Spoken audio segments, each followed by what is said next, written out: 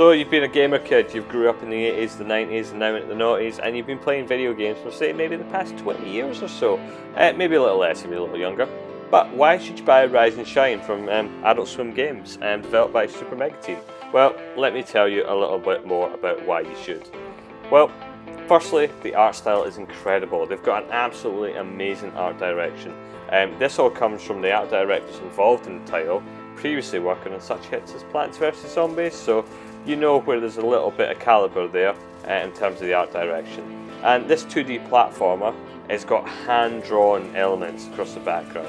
It's absolutely stunning to look at, and it really does add that depth and immersion to what the gamers are really wanting in a game. So, why should you pick this up from a gameplay perspective? Well, as I said, it's a 2D platformer. It's a side scroller, it's a bit of a run and gun, but it's got a little bit of a few twists in there just to add a bit of variety. It's nothing that's you're going to ride home about in terms of game mechanics, but in terms of what this game does, it does it really well. The shooting is slick, it's fun, it's fast, and the enemies are enough of a difference between them in terms of what they can do and their abilities to keep you thinking and reacting, which makes you think, do I need to dash, do I need to crouch and cover, what should I do?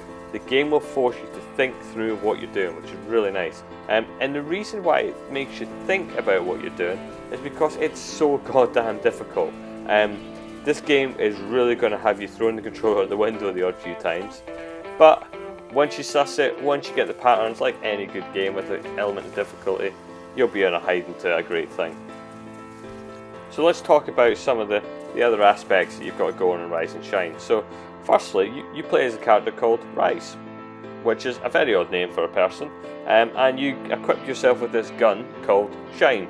You see where the title comes from. It's not really that great or original, but what's the story about? So you're a kid, you're on this planet called Gamer Earth, which is full of nostalgic characters. Characters such as Link, Mario, well, it's not technically them and should say that for legal reasons, but you wouldn't be forgiven, you know, for thinking that it was.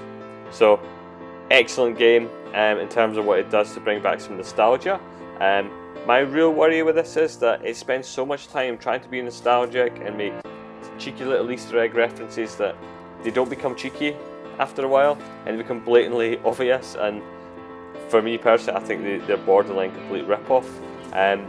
That for me is weak, not because it's not nice to see these nostalgic things, and I've played all these games and played these characters like most of us have, but when you see a title and you see some of the characters and the character they're trying to develop and a storyline, they've totally missed the point of their own storyline to bring in these other characters that we already know are well established, and they're not even trying to be those characters, but they're making references enough to make you insinuate that they are. You get the drift. So, other than that, the story is pretty much a bang average story. So, save the Earth, Daddy's a bad soldier. I'm not going to spoil anything for it, but yeah, he's very much the Marcus of this world. You'll see what I mean when you get to the end boss. But yeah, it's story, it's kind of run and gun, full levels, do some puzzles, complete it. But it's got a lovely comic book aspect that you'll see throughout the game. And that comic book aspect is actually really cool. It gives you cutscenes, some are animated, some aren't, which is a bit odd. Can't figure out why they couldn't just make the whole thing animated. I think it would have made it a bit more immersive and anime-like. But other than that, it's a pretty average story. So it's nothing that hasn't been written before. The puzzles are good, they're enough to make you think about it. You'll certainly have a few attempts at doing it. Where we've talked about some of the nostalgic characters of the past that have been referenced in this game, you can definitely see a Dark Souls-esque sort of difficulty curve coming into play, and none more so when you get to the final boss in this game, which is an absolute nightmare because it's procedural in some aspects. So his attacks are fairly similar, as the same with most of the bosses, but the order in which they come is not always the same. So, and that's quite cool actually. It adds a bit of variety to the gameplay, and it keeps you thinking and kind of mixing up what you're doing with the title. So that's kind of where we are from a gameplay standpoint. In terms of graphics performance, it runs absolutely brilliantly. The graphics, as I mentioned earlier, are superb.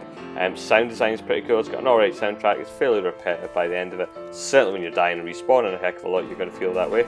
And the comic book aesthetic runs really well, and it suits the title. So in all, should you buy this game? Well, absolutely you should. You should go out there, buy this game. It's absolutely fantastic in terms of what it does and what it delivers. It's January, there's not a heck of a lot else out there. And before the big rush comes in, this game's only going to take you 3 to 4 hours to complete. It's purely single player, there's no multiplayer on it. So it's the sort of game you can pick up and play. There's a touch of replay ability in it in terms of trying to master some of the achievements that are in the game, because they're not easy and they're certainly not handed out for free. But if it was me and you've got a spare £12 lying about, go grab this game on Xbox One. It's really great. If you want to also check out our walkthroughs, you can do that on our YouTube channel. Other than that, guys, please give us a like and a subscribe if you haven't already. And we'll look forward to sharing another review with you soon. Until then, catch you later.